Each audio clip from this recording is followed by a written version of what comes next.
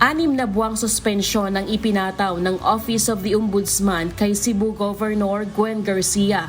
Ito ay dahil sa mga akusasyon laban sa kanya ng complainant na si Moises Garcia Diparin na grave abuse of authority, gross misconduct, serious dishonest, gross negligence at conduct prejudicial to the best interest of the service. Ito ay may kaugnayan sa pag-issue ni Garcia ng special permit sa isang construction company noong May 14, 2024 na walang sapat na dokumento mula sa DNR tulad ng Environmental Compliance Certificate.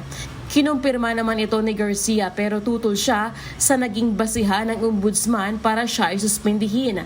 Paliwanag niya, nag-issue siya ng special permit upang matugunan ang kakulangan sa tubig sa Cebu.